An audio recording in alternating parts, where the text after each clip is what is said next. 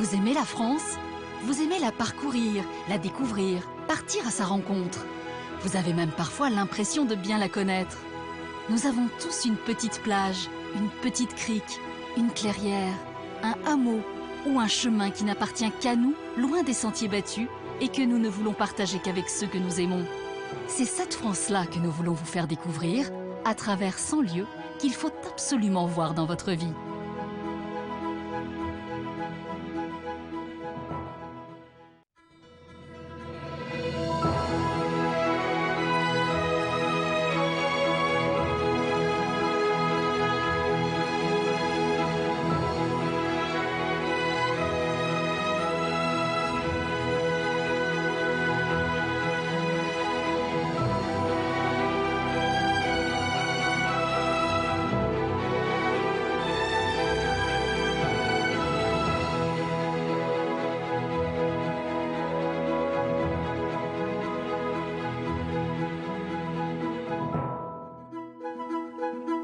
Des vallées dauphinoises au pâturage tutoyant les sommets des Alpes,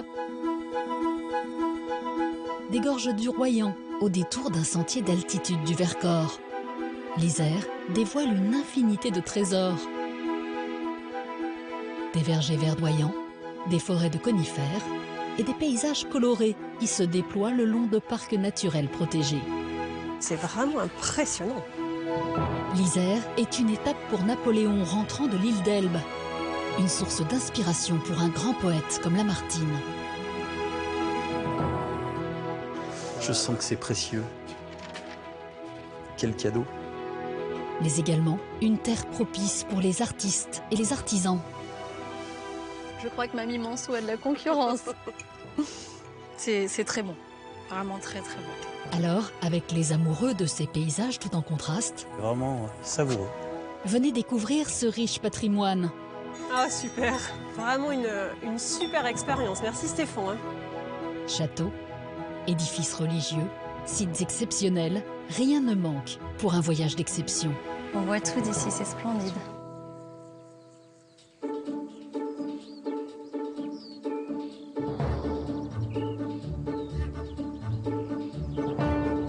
Notre périple en Isère débute au sud du département, sur ces terres d'altitude, avec ses hameaux typiques et ses villages accrochés à flanc de montagne.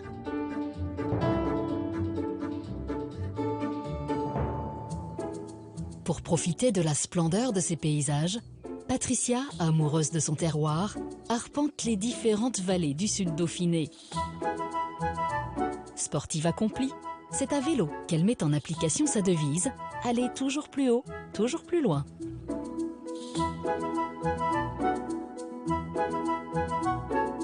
La preuve avec ce premier rendez-vous dans la vallée du Beaumont, à proximité du lac du Sauget. C'est ici, à Corps, qu'elle retrouve Fabiola et sœur Sophie. Bonjour Fabiola. Bonjour, je te présente sœur Sophie. Bonjour sœur Sophie. Ce charmant village d'Isère est traversé par une route qui porte le nom d'un célèbre empereur.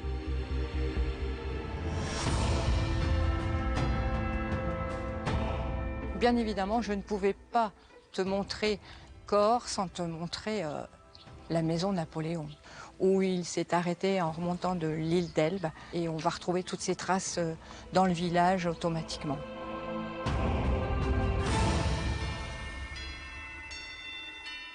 Outre le passage de l'empereur, si Corps est aujourd'hui mondialement célèbre, c'est grâce à une toute autre apparition, divine celle-ci. C'est ici, dans la montagne, à 14 km au-dessus du village, qu'aurait eu lieu ce miracle.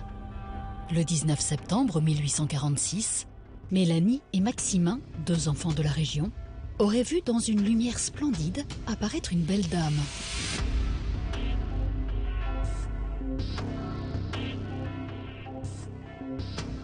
Et l'apparition, on sait ce qui s'est passé? Oui, exactement, puisqu'il y a eu une grande enquête qui a duré 5 ans. C'est Monseigneur Philibert de Bruyères, l'évêque de Grenoble, qui l'a validée en disant qu'on pouvait y croire. Et donc cette apparition, elle s'est faite en 3 phases. La première, Marie qui pleure. La deuxième, Marie qui parle aux enfants. Et la troisième, elle va faire quelques pas, monter sur le collet et disparaître là-haut. Maximin, il a dit qu'elle avait fondu comme du beurre dans la poêle. Durant l'année qui a suivi l'apparition, 50 000 personnes sont venues se recueillir sur la montagne. Aujourd'hui, Notre-Dame de la Salette est le second lieu de pèlerinage en France, juste après Lourdes. Tu te rends compte qu'ils ont pris les rochers dans la montagne, là-haut. Ouais. Il y avait 150 tailleurs de pierre et ils ont mis 13 ans pour la construire. C'était des grands Quel sportifs. travail. Hein. Cette vue, Ouais, les vallons embrumés. Ouvrant sur une façade néo-romane avec ses 2 grandes tours porches, la basilique de la Salette est une très grande église composée de 5 nefs, présentant des volumes particulièrement élancés. Allez, on y va. on y va. Entrons. Maximin a souhaité que son cœur soit ici et il a été mis dans le cœur de la basilique. Mais il n'y a que son cœur ici. Et oui, puisque son corps est resté à corps, bien évidemment. Ouais, c'est incroyable. Et ça devait être une habitude parce que l'évêque qui a reconnu l'apparition, lui, s'est installé à demander que son cœur soit de l'autre côté. Voilà, ils se font face. Et ce n'est pas la seule originalité de cette basilique. C'est la pierre sur laquelle était assise la Vierge au moment où elle est apparue. Donc c'est vraiment un tout petit fragment là. Oui, en fait, les gens, pour garder des souvenirs de l'apparition, cassaient des petits morceaux et partaient avec. Donc il ne reste que cette partie-là. Si cette apparition légendaire fait appel à la croyance des pèlerins, il est en Isère des merveilles de beauté naturelle qui ne laissent pas place au doute. Et pour nous le prouver, Patricia va rejoindre Didier. Bonjour Didier. Ah mais il est là le fameux compteur. Bonjour Patricia. Oui, c'est le compteur des passerelles. Alors on en est à combien cette année? Eh ben écoute, la saison n'est pas terminée, on est déjà à plus de 130 000 visiteurs. Rien d'étonnant à cette affluence. Dans les gorges du Drac, aux portes du Trièves, les alentours du lac de Monténard sont un véritable paradis terrestre pour tous ceux qui aiment l'inattendu et le surprenant. Donc voilà la fameuse passerelle himalayenne sur l'Hébron. Alors pourquoi on l'appelle passerelle himalayenne? Himalayenne tout simplement parce qu'elle est suspendue dans le vide. Il n'y a pas de pilier pour la tenir. Presque 200 mètres de long, qui permettent aux plus courageux de déambuler à 80 mètres au-dessus de la surface de l'eau. Sensation garantie. C'est vraiment impressionnant. Puis alors ces eaux turquoises, c'est vraiment magique. Cette intensité, c'est splendide. Regarde. C'est vraiment incroyable, incroyable. Avec la roche, la forêt, c'est vraiment très beau. C'est une construction vertigineuse qui offre un point de vue unique en Europe. Elle dessine un véritable trait d'union entre les forêts du Trièves et le paysage lunaire des mines d'anthracite de la Matésine. Mais pour ceux qui auraient le vertige, sachez qu'il y a bien d'autres moyens de profiter du lac de Monténard. On peut se laisser porter par les vents ou compter sur la force de ses bras, comme Patricia et Didier. Bon, ça va, on se débrouille pas mal. Heureusement que t'es là. Et il est préférable d'avoir de la ressource pour arpenter les 20 km de long de ce lac totalement artificiel. Elle paraît vraiment très très friable cette roche. Comme tu peux le voir, toute la vallée du Drac qui est très très pentue. Et en effet, c'est une roche très friable qui s'appelle le schiste. Et tous les jours, des morceaux tombent régulièrement. Ce qui me surprend vraiment aussi, c'est la couleur de l'eau, cette intensité. Il est vrai que ce bleu turquoise confère au lac de Monténard une exceptionnelle beauté. Un joyau façonné par la main de l'homme à 500 mètres d'altitude.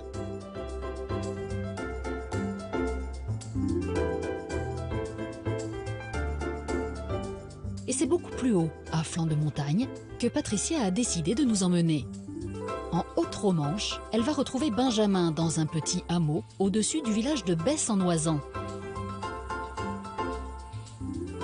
Tu m'avais pas dit qu'on avait rendez-vous si haut après le village de Besse? On est à 1700 mètres d'altitude ici. C'est vrai que c'est un lieu qui servait de maison d'alpage l'été pour pouvoir aller pâturer les bêtes. Donc c'est ça les hameaux d'estive. C'est ça les hameaux d'estive, voilà. Et dans ce hameau, il y a une chapelle que je tenais absolument à te montrer, qui est habituellement fermée. Si tu le veux bien, on va jeter un coup d'œil à l'intérieur Sacré ensemble. privilège alors de rentrer. Un privilège et un petit miracle aussi. Waouh, c'est joli. Totalement détruite par une avalanche en 1966, cette chapelle aurait pu rester à l'état de ruine.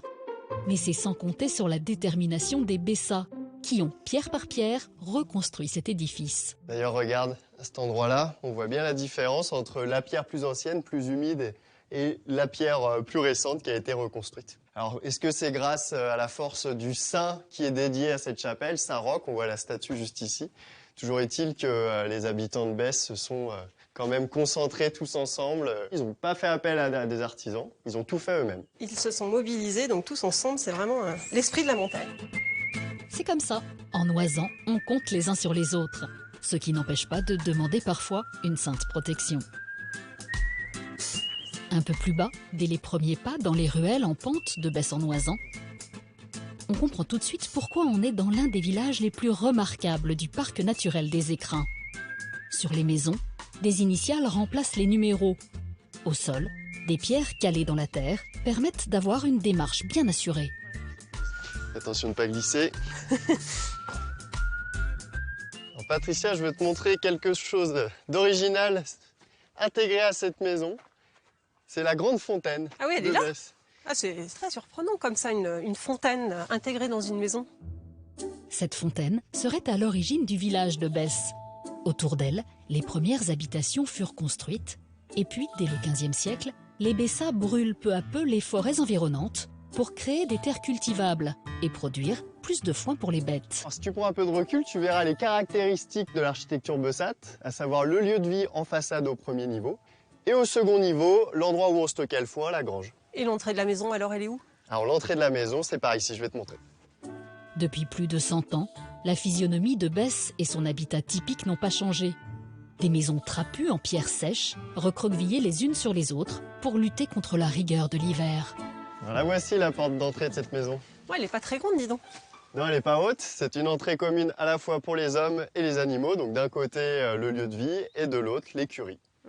Je pense que comme chez nous, c'était pour la chaleur que les animaux et les gens vivaient au même Exactement. niveau. Et au-dessus de cette porte d'entrée, tu as le balcon qui est propre à toutes les maisons de Besse. Ça permettait de faire sécher les récoltes. Ici, localement, on appelle ça un pelle. D'accord. Mais je n'ai pas fini les surprises, viens, suis-moi. Qu'est-ce que tu me réserves? Allons-y. Il n'y a pas si longtemps, les habitants vivaient de la culture et de l'élevage, quasiment en autarcie, faisant à la belle saison le commerce de lainage et de toile de chanvre. Alors Patricia, ma surprise se situe par ici. C'est l'oratoire, ta surprise? Non, ma surprise, elle est juste ici. Tiens, Ouais. prends ça. C'est lourd? Non, c'est pas lourd, tu peux le prendre. Ouais. Qu'est-ce donc? Alors à ton avis? De l'écorce. Alors ça ressemble à de l'écorce, effectivement, mais non. Je vais te donner un indice. Si je te dis mouton, Alors là, je vois pas du tout. je vais te dire excrément de mouton. Ouais. Donc c'est du fumier de mouton. Mhm. Ici, on appelle ça une blette. Alors, pas la blette qui se mange. Les habitants s'en servaient pour chauffer la maison. C'était un combustible. Oh, c'est incroyable. Une pratique aujourd'hui disparue, mais qui montre bien que les Bessas savaient utiliser les ressources mises à leur disposition. Eh ben super, maintenant il faut que je change de massif. Bon retour par chez toi. À bientôt. Besse-en-Oisans ne fait pas exception, et Patricia le sait. En Isère, à chaque vallée correspond une histoire unique. Et c'est pour se souvenir avec nous d'une sombre réalité que Patricia retourne sur ses terres natales. Au pied du Grand Vémont, elle rejoint Marie-Thérèse, une historienne qui, comme elle, est née à Gresse en Vercors. Bon, Marie-Thérèse, je suis vraiment très contente de monter sur ce chemin avec toi. C'est un chemin qui est chargé d'histoire. Oui, eh bien, quand on est ici, tu vois, on ne peut pas ne pas se rappeler des événements tragiques qui se sont produits le 21 juillet 1944. Une effroyable journée, en effet. Au petit matin, des centaines de parachutistes allemands atterrissent un peu partout dans les montagnes. Les forces hostiles se déploient rapidement, prenant les maquisards à revers. Là, le long de la chaîne, aux différents pas, Le pas de Berriève, le pas de la le ville. pas de la ville, près du Vémont, là, il y a eu des combats très, très rudes. Les pas, ce sont ces petits cols qui permettent facilement de passer d'une vallée à l'autre. À eux seuls, ils expliquent en partie l'importance des réseaux de résistance en montagne, et dans le Vercors en particulier. Des positions stratégiques bien connues des résistants qui leur ont souvent permis d'échapper à la surveillance allemande. Donc Marie-Thérèse, c'était vraiment une journée importante sur l'ensemble du massif du Vercors. Oui, ça a été aussi à Grèce même, parce que le 21 juillet, les Allemands sont arrivés en masse et il y avait des canons qui bombardaient les pas. Et un des canons était positionné près de la fruitière qui bombardait le pas de Berriève. Oui, j'en ai entendu parler par mes grands-parents qui, eux, s'occupaient de la fruitière à ce moment-là. Voilà. C'est ainsi que la petite commune qui a vu naître Patricia et Marie-Thérèse devient le théâtre d'un véritable massacre. Alors, 2 jours après, des Allemands sont venus au domicile de mes parents. Ils ont arrêté mon père et ma mère. Ils ont relâché ma mère et mon père a été emmené, fait prisonnier à Grenoble et finalement fusillé à Charnec le 30 juillet. La folie meurtrière est sans limite et s'abat sur tout le village. Ici, tu vois des photos d'hommes et de femmes qui ont été aussi arrêtés. Et ceux-là ont été déportés et sont morts dans les camps de concentration. Donc ces montagnes qu'on aime tant et qui sont si belles sont aussi chargées de souvenirs et de mémoires pour nous tous, de moments tragiques. Oui, tout à fait. Pour Patricia, ce devoir de mémoire est incontournable. Mais elle sait aussi que le Vercors fourmille d'histoires savoureuses et souriantes. Des sentiers de la Résistance aux alpages du Vercors, il n'y a qu'un pas que Patricia va faire à bicyclette. Elle va retrouver Stéphane et ses amis quadrupèdes. T'as encore du boulot sur les clôtures ? Tout le temps. Effectivement, Stéphane, ce berger version 21e siècle, passe son temps à faire et à défaire les clôtures. C'est ainsi qu'il gère le déplacement des bêtes afin d'optimiser la pousse de l'herbe dans l'alpage, tout en tenant compte d'un phénomène inexpliqué mais bien réel. Les vaches mangent toujours l'herbe en remontant la pente de la montagne. Allez, viens, Bon, tu vas voir un peu. où sont-elles ? T'as pas peur des vaches? Non, je crois pas. Enfin, bon, quand même. On va voir ça. Patricia aura tout le temps de se rassurer, car le chemin risque d'être long. Les vaches, confiées à Stéphane par plusieurs propriétaires, se partagent pas moins de 600 hectares d'alpage. Heureusement, Stéphane sait toujours où les retrouver. Bon, Stéphane, tu t'occupes de combien de vaches sur l'alpage ? Il y a 400 génisses, 7 races en tout. Voilà. D'accord. Et elles sont là de quand à quand ? De mai à septembre. D'accord. Et donc, toi, fin septembre, tu redescends de l'alpage ? Non, après, je reste un mois de plus pour tout plier après. Un temps nécessaire pour permettre à Stéphane de remettre en état ses terres prêtées par la commune et supprimer toute trace de son passage et de celui des bêtes. Et là, maintenant, tu vois, on va aller donner aux vaches du pain. Là, donc tu me donnes du pain aussi. Ouais, On tiens, va y aller. prends-en. Waouh. Ouais. Allez, viens. Tu vas voir. Si les génisses montent à l'alpage à la belle saison, ce n'est pas seulement pour regarder passer les parapentistes. Non, évidemment, Stéphane accueille ses bêtes à viande pour une toute autre raison.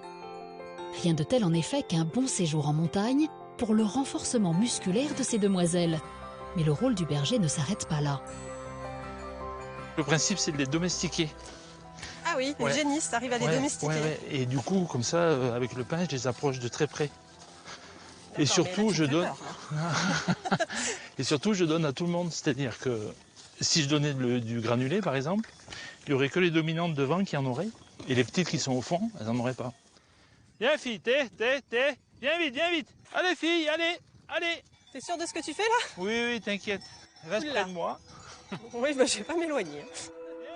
Après quelques semaines de ce dressage tout en douceur, Stéphane parvient à faire obéir les génisses confiées par les agriculteurs. Regarde.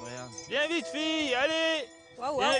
Viens vite pour moi. Là, je suis impressionnée là. Viens vite. Je suis impressionnée. Tu vois, avec le pain, on peut balancer loin derrière. Regarde. Ah oui, d'accord. C'est ça ta technique, c'est ton ma technique. secret alors. Celles qui viennent pas du premier coup, tu vois, je les ai comme ça là-bas, regarde, tu vois. On peut s'approcher, viens, regarde. Hop, c'est gentil. Ouais, je vais pas rester toute seule. Et oui. Regarde, hop. Oh, c'est magique. C'est magique. Sa technique est parfaite. Les bêtes obéissent sans contrainte et sans bâton. Stéphane l'assure, quand elles retournent chez leur propriétaire, elles sont beaucoup plus dociles et les travailler devient alors un jeu d'enfant. Mais pour le berger, c'est aussi le moment de vérifier l'état de santé des génisses. Quand elles sont calmes comme ça, c'est super, quoi. Tu vois, tu peux vérifier ce qui se passe et tout. C'est impeccable, quoi. Oh, quel silence, mais elles sont incroyables. Ouais. Voilà. Stéphane est persuadé que l'on aime la montagne parce que les hommes l'ont aménagée ainsi. Il est vrai que dans le sud Isère, culture et pastoralisme ont largement contribué à façonner ces paysages, à couper le souffle.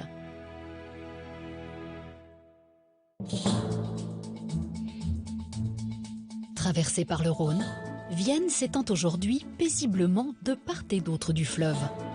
Mais il n'en a pas toujours été ainsi.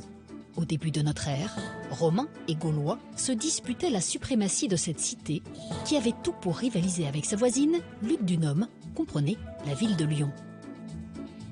Et c'est justement un Lyonnais d'origine qui va nous faire découvrir le pays viennois. Dans sa librairie, Alain adore conseiller un auteur ou partager ses coups de cœur littéraires. Mais cet amoureux de Vienne ne rate jamais une occasion de s'échapper de sa boutique. Et aujourd'hui, ce sera avec Jean-Yves, qui connaît la cité antique depuis sa plus tendre enfance. Alors, on y va? Allez, prêt pour la visite. C'est parti, allez.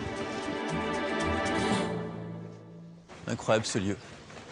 Tous les jours, je vois ce temple en face de la librairie et c'est vraiment impossible de s'en lasser.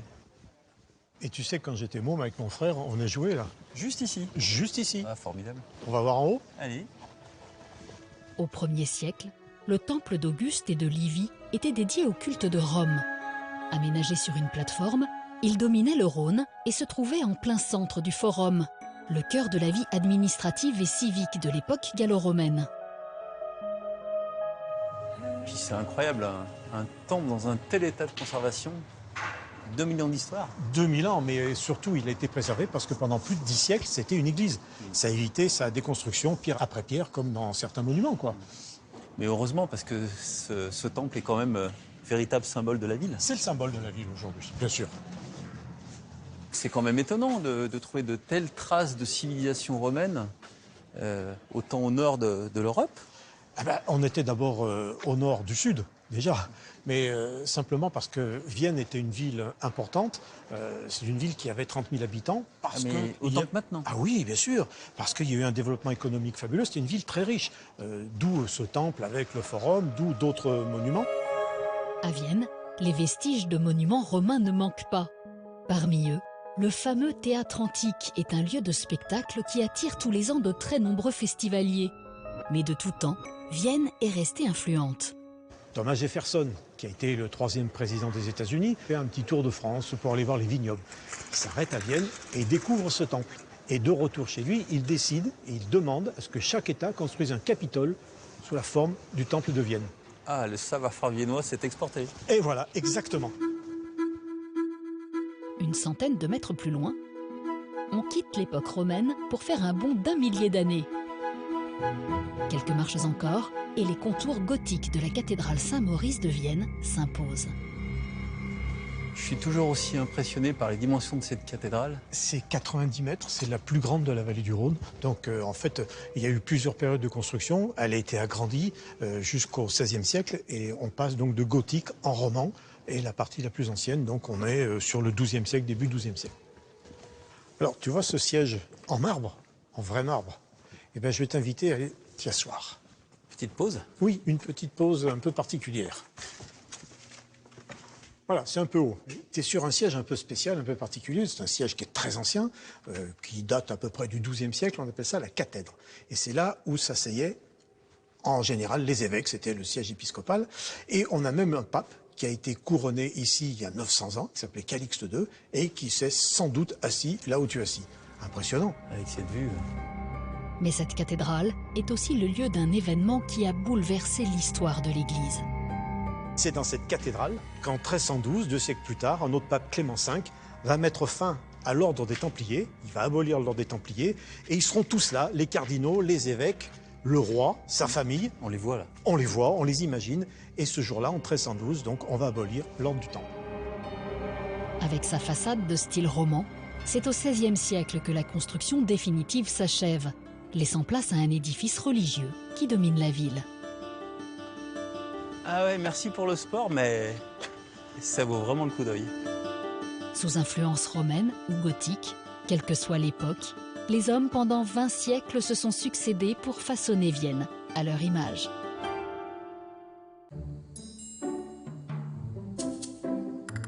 Il existe pourtant en Isère des lieux où seule la nature et le temps ont accompli leur œuvre. Alain connaît les grottes de la Balme depuis longtemps et il va y retrouver Julie. Ah, le fameux signe distinctif. Julie? Ensemble, ils vont nous faire découvrir un trésor minéral qui s'enfonce dans la montagne sur plus de 3 km. C'est pas la première fois que je viens, mais chaque fois c'est comme époustouflant, quoi. Cette entrée, c'est incroyable, ces dimensions. Une entrée comme une invitation à s'immerger au cœur du monde souterrain. Il n'est donc pas étonnant que ce réseau de labyrinthes naturels attire l'homme depuis l'âge de bronze. Ah, les fameux gourds. Eh oui, c'est comme ça qu'on appelle tous ces petits bassins. Tu sais en quoi ils sont faits? C'est de la calcite, mais Ouais. je sais pas vraiment comment ça se passe. Ouais. C'est de la calcite, donc c'est des cristaux qui sont apportés par l'eau. Mais en fait, avant, ici, il y avait une rivière, maintenant, elle n'y est plus. Mais avant, il y avait une cascade, et c'est dans la cascade que ces bassins se forment. Mais j'adore cet endroit, vraiment. C'est...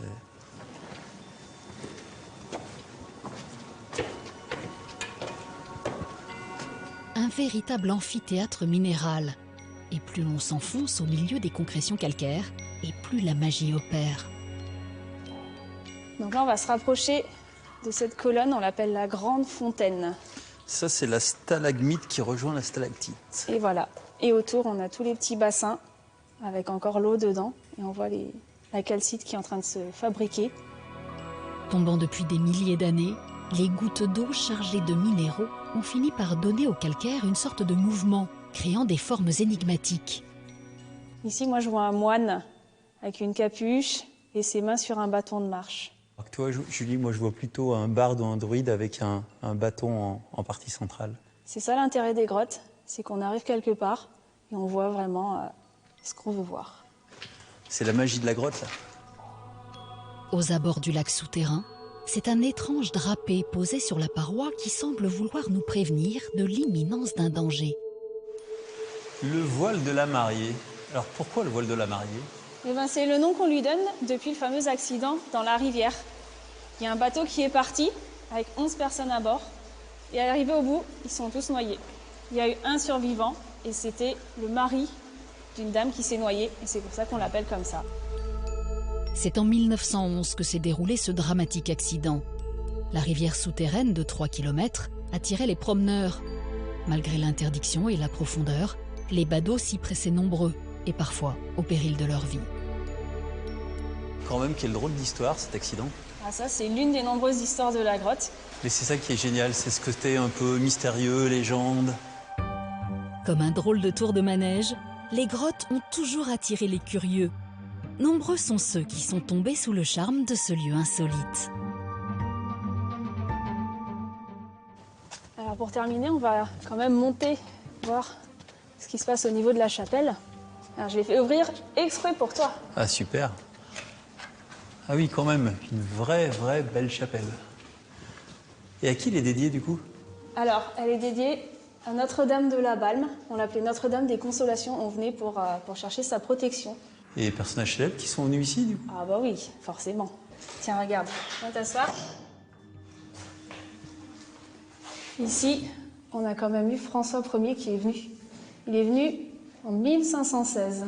Ah, juste après 1515, c'est Marignan. Et oui, c'est pas une coïncidence, hein. Après sa victoire, il s'est arrêté ici avec sa mère et ils sont venus prier ici dans cette chapelle. Puis plein d'autres personnages célèbres ont dû venir. De toute façon, dans cette grotte, il y a tellement d'histoires, au lieu d'inspiration. Les personnages célèbres ont donc bien jalonné l'histoire de ce lieu enchanteur. Devenue zone naturelle protégée, cette grotte est aujourd'hui occupée par de nombreuses espèces de chauves-souris et quelques chouettes hulottes. Après ce moment minéral, Alain, toujours en quête de plaisir simple, a décidé que le bonheur pouvait être aussi dans le fruit, et surtout dans les vergers de poiriers de Sophie et Stéphane. Tu veux m'en un service? Ouais, dis-moi. Tu veux amener la brouette dans le verger, sauf qu'elle est en train de ramasser les bouteilles. Je suis complètement la bourre. Bon, ok, pas de soucis. Allez, je te laisse faire. Merci. À tout à l'heure. Depuis quelques années, ces passionnés ont quitté la ville. Ils ont repris les rênes de cette institution du pays viennois. Sophie? L'eau de vie de la maison Colombier fait référence depuis les années 30. Salut Sophie. Tiens, salut Alain. Tu t'es fait embaucher? Eh ouais. Oh, dis donc, c'est fou. Tu sais que c'est la première fois que je vois les bouteilles dans l'arbre. Eh ben, c'est vrai que génial. ça dure pas tellement longtemps, quoi. La période où, tu vois, on décroche. C'est une opération qu'on fait une seule fois dans l'année. C'est quoi le secret? Ah, ça fait parler beaucoup de monde. Cette poire emprisonnée, ben tu vois, tu l'as devant toi. Je peux te demander de l'aide? L'idée, c'est de mettre la poire à l'intérieur de la bouteille quand elle est suffisamment petite pour passer quand même par le goût, là, alors. Ouais. Donc ça, c'est début juin, par là. Et combien de bouteilles vous faites comme ça l'année? Environ 3000 bouteilles. Mais sur 3000 bouteilles posées, on en récupère grosso modo... Tiens, viens, on va mettre dans la caisse là. On en récupère grosso modo la moitié, entre 50 et 75%. Allez hop, voilà, on a fini. Si t'as 2 secondes, je t'emmène faire la suite. Ah bah avec plaisir, je vais Allez, connaître tous les secrets de la fabrication. Le premier secret, c'est que Sophie et Stéphane, comme leurs prédécesseurs, ne sont pas seulement distillateurs. Ils sont aussi arboriculteurs, et ça change tout. Du fruit à l'eau de vie, ils ont une parfaite maîtrise de toutes les étapes, une condition nécessaire pour parvenir à l'excellence. On va attaquer maintenant, ici, ce qu'on appelle, nous, l'étape de mise en trempage. Toi, ce que tu peux faire, c'est prendre un couteau et tu coupes la ficelle et tu retires le fil. Je devrais savoir faire ça. Voilà. Et c'est à cette étape-là qu'on trie. Comment tu fais d'ailleurs pour savoir que le fruit est bien mûr? Ce qu'il y a, c'est que la poire William, c'est une poire qui tombe de l'arbre avant d'être mûre. Si dans ton arbre, chez toi, tu as des poires jaunes sur l'arbre, c'est qu'elles sont blettes à l'intérieur. Elles sont pas bonnes à manger. Donc celle-ci, elle va pas se conserver, elle va pourrir à l'intérieur de la bouteille. Donc celle-là, on va la mettre au rebut. Exactement. De son côté, Stéphane aussi trie les poires. La totalité de la production va être mise en cuve pour la fermentation. En théorie donc, les poires ne sont pas faites pour être mangées. Et ça, c'est le moment sympa de l'année. Ah oui, ça j'en rêve depuis tout à l'heure. Quand tu goûtes cette poire, c'est là que tu comprends vraiment la saveur de votre eau de vie, quoi. C'est ça l'idée, c'est de retrouver à l'intérieur de la bouteille le terroir, les arômes, les épices, la vanille. Est-ce que tu sens tout ça? Ah ouais, c'est génial. Et là, tu remplis avec de l'eau de vie, alors? Non, là, ça, c'est pas de l'eau de vie. C'est un liquide qu'on met à l'intérieur de la bouteille dans le but de désinfecter. Dans 17 jours, on rouvre les bouteilles, on les rince et on met l'eau de vie de trempage. Dans la bouteille remplie d'alcool, la poire va peu à peu se libérer de son eau. Après 2 mois de maturation, on change l'alcool. La poire est alors plongée dans l'eau de vie définitive. Et oui, pour bien faire les choses, il faut prendre son temps. Et ce ne sont pas les poules qui diront le contraire. Bon alors Alain, j'ai cru comprendre que tu avais un peu bossé. Un petit coup de jus de poire pour se rafraîchir, hein, après les efforts. Alain le sait, tout effort mérite une petite récompense. Et il compte bien se faire plaisir en nous faisant découvrir une pépite architecturale dont le pays viennois a le secret.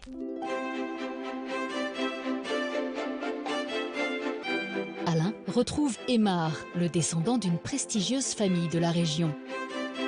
Les Virieux sont les heureux propriétaires du château de Pupetière depuis de nombreuses générations. Comme je suis content de vous accueillir à Pupetière. De même, et puis juste en dessous de ces belles armoiries. Ah, ces belles armoiries, c'est le blason de la famille. 3 cercles, 3 vires autour de Dieu, le Père, le Fils et le Saint-Esprit. Venez. C'est Viollet-le-Duc, le célèbre architecte qui a été chargé de reconstruire le château totalement détruit pendant la Révolution. Dès l'entrée, le charme du lieu opère.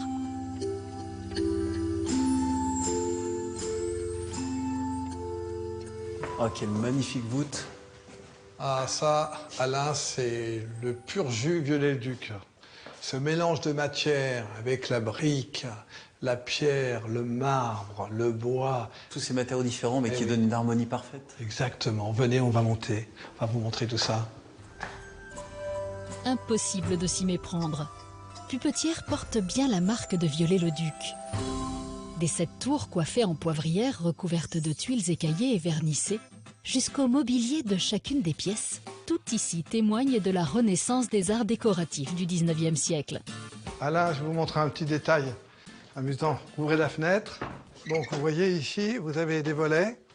Vous ouvrez le volet. Vous voyez, vous avez la pierre qui a été biseautée ici. Non seulement le volet peut être rangé facilement, mais en plus, la lumière, elle va rentrer à l'intérieur et va éclairer dans les pièces, même les coins. L'ingénierie de Viollet-le-Duc. Eh oui, c'est incroyable. Ça, c'est un détail Viollet-le-Duc. Je vais vous montrer autre chose. Venez. C'est Alphonse, le petit-fils de François-Henri de Virieu, qui a initié cette totale rénovation. Grâce à lui, le château redevient une magnifique demeure où il fait bon vivre. Le grand salon de Pupetière. Quelle belle pièce. Regardez ça. On peut imaginer ce salon avec beaucoup de personnes. Il y avait toute l'aristocratie, la haute bourgeoisie de l'époque qui venait ici. Vous savez, il y a plus de 40 chambres ici, donc ils avaient effectivement de quoi loger tous les amis. Les plus grands noms se pressent au château, comme pour oublier les heures sombres de la Révolution, pendant laquelle tout presque a brûlé. Ce meuble ressemble à un écritoire, mais me paraît un petit peu trop haut, non?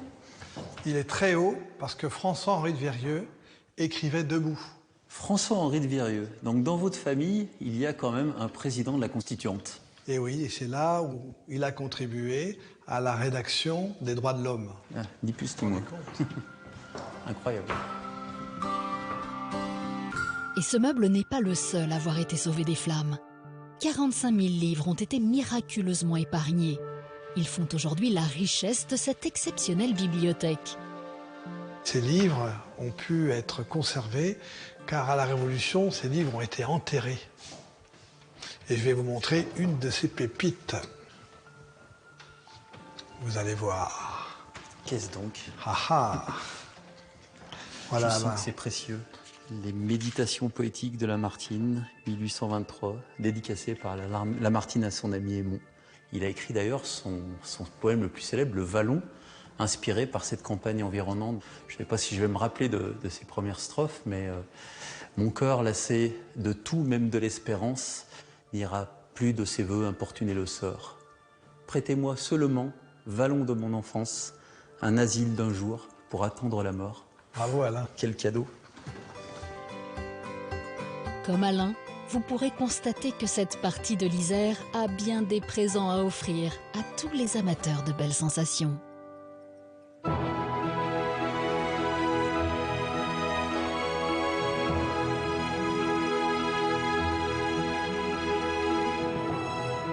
L'Isère, c'est aussi le pays du Grésivaudan, avec ses terres escarpées et ses gorges profondes, où circulent de nombreux torrents et rivières. Des frontières naturelles au Moyen-Âge entre Royaume de France et Duché de Savoie.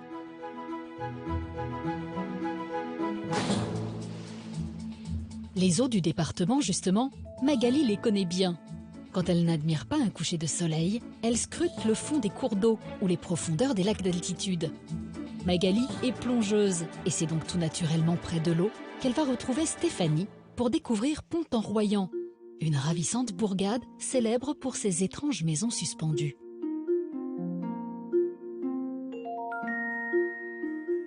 Mais quelle idée d'avoir construit ces maisons à flanc de falaise comme ça. Tu imagines le travail de ces ouvriers? À l'époque, au XVIe siècle, ils sont venus travailler ici le bois dans les forêts du Vercors et ils ont construit ici pour développer le transport du bois grâce à la flottaison qui se faisait directement au pied de la bourne.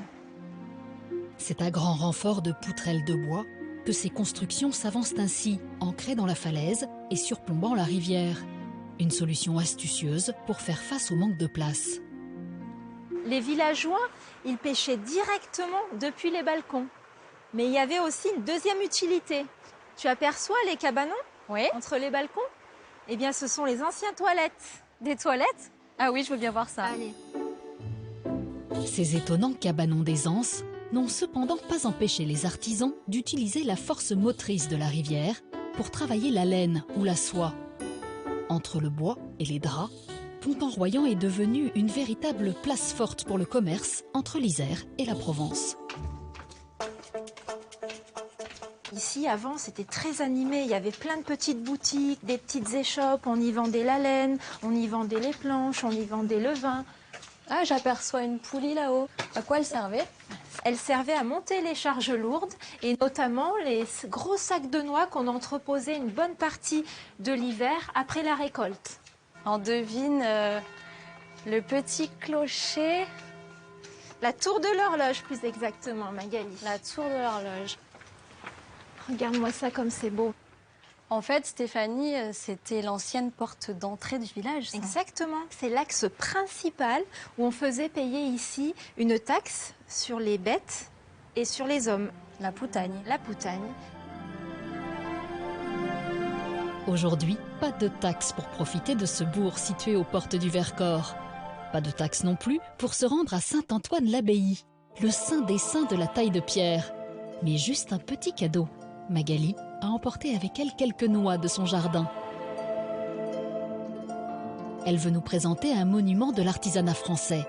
C'est dans une annexe de l'édifice religieux que cet artiste, connu partout dans le monde pour rénover ou réparer les pierres usées par le temps, a décidé d'installer son atelier. Christophe, j'étais sûre que j'allais te trouver ici. Je t'en prie. Bienvenue dans mon atelier. Mais merci. Un petit cadeau de chez moi. Ah, ça, c'est gentil, ça. Puis moi, j'ai l'outil. Qu'est-ce que tu étais en train de faire? Là, j'étais en train de tailler un blason médiéval. C'est une sirène à deux queues. C'était le blason qu'utilisaient les alchimistes au Moyen-Âge. Super, c'est magnifique. Est-ce que tu as envie d'essayer? Moi? Oui. Tu penses que je serais capable de faire ça? Ah, j'en suis sûr. Un véritable défi pour Magali, surtout si l'on observe de près le travail de Christophe. Qu'il s'agisse de reproduction ou de création moderne, il n'est jamais en manque d'inspiration pour donner vie à la pierre. On ne sait pas où donner de la tête, il y en a de partout et tout est aussi beau. Pour tenter de faire aussi bien et se transformer en talentueuse tailleuse de pierre, Magali doit tout d'abord se munir des meilleurs outils. Alors, le premier, la broche, donc c'est une pointe. Merci. Le deuxième, la gradine, qui est le plus polyvalent. Et enfin, le ciseau, qui va te permettre d'affiner. Avec ça, tu peux faire une abbaye. Une abbaye? Une abbaye, oui. Il te manque plus que le maillet. Et en plus, ça va faire plaisir parce que celui-ci, il est fait avec du buis qui vient de Presles. De chez moi? De chez toi. Super. C'est magnifique. Mais dis-moi, combien d'outils tu as là? Il y en a des centaines. Oui, là, j'en ai à peu près 200. Des outils qu'utilisaient déjà les bâtisseurs de cathédrales il y a 800 ans et qui ont sûrement servi à la construction de cette abbaye et de son annexe. Mais avant d'envisager un tel chef-d'œuvre, il est temps pour Magali de commencer par le commencement. Alors, je t'ai préparé un chantier. Un chantier? Un chantier, oui, c'est le nom de ton poste de travail, donc sur lequel il y a ta pierre. D'accord. Alors là, ça c'est de la roche, c'est ce qu'on appelle une pierre calcaire. Là, je te l'ai pris tendre, pour être sympa avec toi. Mais pour te donner un ordre d'idée, au niveau de la densité, ça c'est une roche tendre, elle a à peu près 60 millions d'années. Par contre, ici, sur cette pierre qui est ancienne, là on a à peu près 100 millions d'années supplémentaires. Alors, si je comprends bien, la différence de dureté de la pierre, c'est son Entre âge? autres, le nombre d'années, et puis après, les matériaux qui sont dedans. Si on avait un microscope, on verrait des morceaux d'oursin, des huîtres, des choses comme ça. D'accord. Ça, c'est toi dans 60 millions d'années. Moi, dans 60 millions d'années? Oui. Le temps probable de sédimentation, mais personne ne sera là pour vérifier. J'ai hâte, mais je me sens un peu gauche quand même. Hein. T'en fais pas. Donc, tu poses l'outil directement sur la pierre, tu regardes uniquement ce que tu veux faire, tu donnes un coup, tu ressoulèves, tu le repositionnes où toi tu veux. C'est très important que ça soit toi la patronne de l'outil. D'accord. À toi de jouer. Ouh, c'est trop bien. Donc, je positionne, je tape, je ressoulève, je Tu retape. regardes uniquement ce que tu veux faire. Ça fait un peu comme des notes de musique. C'est ça, c'est exactement ça. Tu vas jouer sur l'ombre, lumière, comme silence et note, silence et note. J'adore. Je me régale, Christophe. Tant mieux. Emportée par cette douce musique, Magali pourrait bien se prendre au jeu et envisager de construire avec Christophe une incroyable abbaye.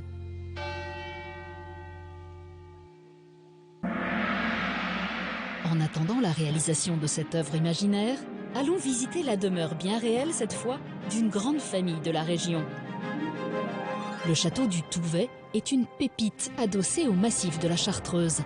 Mais pour Magali, c'est surtout l'endroit idéal pour réaliser un rêve de petite fille.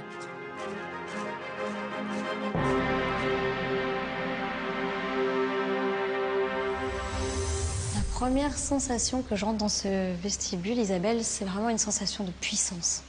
Vous avez raison, Magali. Ce sentiment de puissance, c'est le sentiment voulu par mon ancêtre Pierre de Marcieux. Il est lieutenant général, commandant en chef du Dauphiné, qui est une grande province, et il souhaite impressionner ses visiteurs.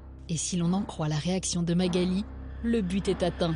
Ce gouverneur de Grenoble a transformé ce château fort en une élégante demeure de plaisance. Les meurtrières ont fait place à de larges fenêtres, laissant pénétrer la lumière dans toutes les pièces. Alors, notre fameux commandant en chef, Pierre de Marcieux, venez découvrir le salon de musique. Donc cette grande pièce était destinée à l'art, la littérature et à la musique. Et exactement, vous savez, au XVIIIe siècle, les distractions sont rares. Pierre de Marcieux en a bien conscience. Et pour s'imposer à la noblesse dauphinoise, il décide de frapper un grand coup. Yves taillé au cordeau, parterre à la française, jardin en terrasse et cascade imposante, tout y est. Il va asseoir sa renommée et créer un exceptionnel jardin digne de la cour d'un roi. On se croirait complètement à Versailles ici. Oui, je pense que le comte Pierre de Marcieux, au milieu du XVIIIe siècle, a cherché effectivement à avoir son petit Versailles en Dauphiné. Et ce fin stratège, ce militaire amoureux des lettres et des sciences, a pensé à tout. D'où vient l'eau? Elle vient d'un torrent de montagne en haut de l'escalier d'eau, et l'eau chemine sur les marches de l'escalier d'eau. C'est merveilleux. Et puis va se reposer dans les bassins, terminer sa course dans les douves et rejoindre l'Isère, tout naturellement.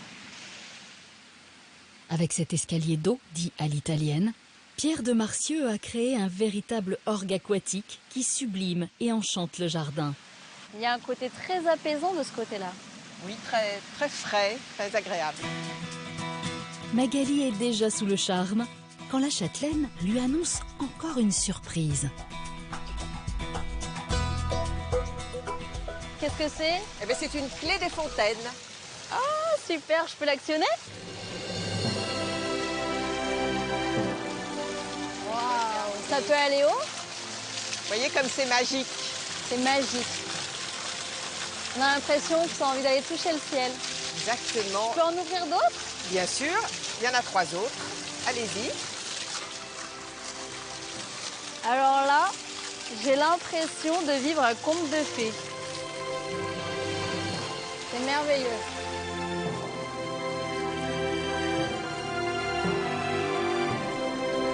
C'est donc avec des étoiles plein les yeux que Magali va quitter ce château de rêve. Pour se remettre de ses émotions, elle retrouve Christine, restauratrice à Saint-Marcelin. J'ai un petit cadeau pour toi. Et qu'est-ce que c'est? Un tablier. Un tablier? Ouais. On va faire un petit peu de cuisine. Ah, je viens pas juste manger. Non. Sur les hauteurs de la ville, la chef a imaginé un lieu entièrement dédié au plaisir de la dégustation. C'est dans ce château du XVIe siècle, surnommé la Tivolière, que Christine allie avec délice, tradition et innovation. Mais je vois que tu as tout préparé déjà. Oui, j'ai un petit peu avancé, ouais. On a donc des carottes, oignons, échalotes, céleri, une tomate. Ça. Des écrevisses. Tu connais. Et du poulet. Et du poulet. Donc, on va faire le fameux poulet aux écrevisses, spécialité dauphinoise et spécialité de ma grand-mère. Tout à fait. Et l'on est même tenté de dire curiosité locale. Dans le mariage de l'écrevisse et du poulet ressemble plus à un titre d'une fable de La Fontaine qu'à l'intitulé d'une recette de cuisine. Alors, la légende nous dit que Napoléon, à la bataille de Marengo, ayant gagné la bataille, a eu faim. Il a demandé à son cuisinier du nom de lui faire à manger. Il n'avait rien, donc il a fait avec les moyens du bord des écrevisses, du poulet et des tomates. Ça, c'est la légende. La véritable histoire n'a rien d'impérial. Madame Caillat, une amie restauratrice des grands-parents de Christine, doit un jour faire dîner des clients de dernière heure. N'ayant pas de réfrigérateur à l'époque, la quantité de poulet ou d'écrevisses qui lui reste est insuffisante pour faire un plat unique à tout le monde. Elle décide alors de mélanger les deux ingrédients. C'est bien cette recette traditionnelle que Christine va revisiter. On va les flamber un petit peu. Waouh! Ça rigole pas, Christine. Je pense qu'on va se régaler. J'espère. Il est temps maintenant de passer au poulet. Et là, Christine innove. Un petit peu d'épinards, pour que ce soit pas trop Ça, sec. c'est une version très revisitée. Assez revisitée. Et voilà. Après 10 minutes passées au four, arrive enfin le moment de la dégustation. C'est fantastique. Et Christine va surprendre Magali avec 2 versions du même plat.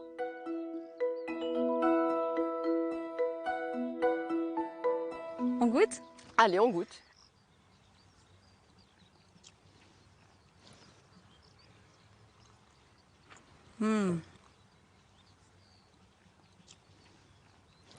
Ça, c'est vraiment la version que faisait ma grand-mère quand j'étais enfant. Parce que c'était un plat qu'on mangeait essentiellement pour les fêtes. J'en ai les larmes aux yeux parce que ça me replonge dans mes souvenirs et c'est magique. Après la version traditionnelle tendance émotion, place à la version revisitée pour le seul plaisir des papilles. J'ai essayé de prendre les mêmes ingrédients. J'ai juste changé la cuisson, les textures, puis c'est un petit peu plus simple quand même à manger.